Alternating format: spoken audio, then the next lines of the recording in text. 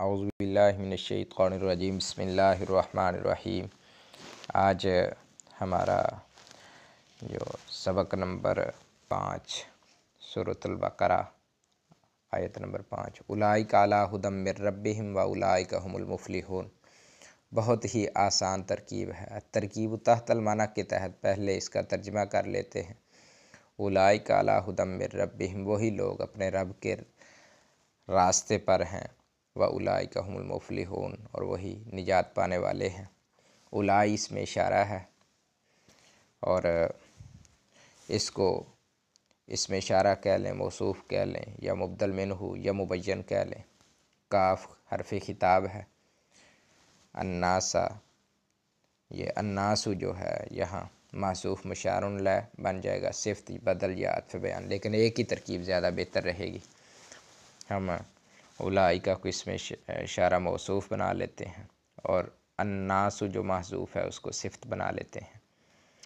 موصوف صفت مل کر مبتدا ہو جائے گا۔ علی جار، ھدی اسم مکسور،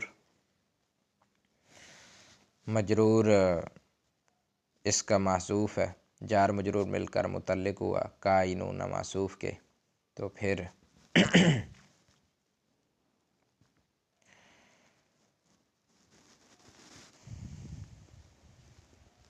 کائنون موصوف کے، تو کائنون صیغہ صفت کا ہے، اسم فاعل کا صیغہ، ہم ضمیر اس کا فاعل ہے۔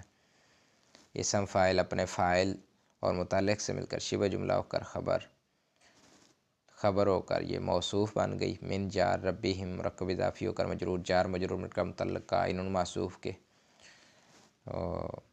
یہ صفت بن گئی اس کی۔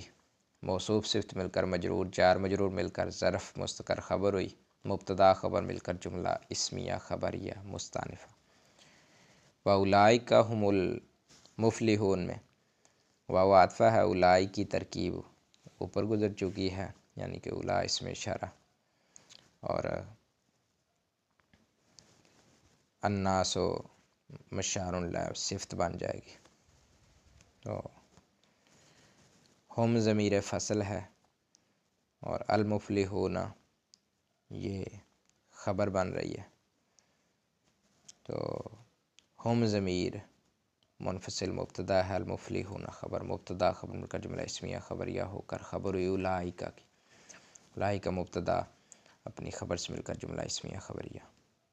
اولائی اس میں اشارہ الف مکسور اور الف ممدودہ دونوں کے ساتھ آتا ہے، نیز اس میں یہ واو زائد ہوتی ہے جو نظر آ رہی ہے ہمیں۔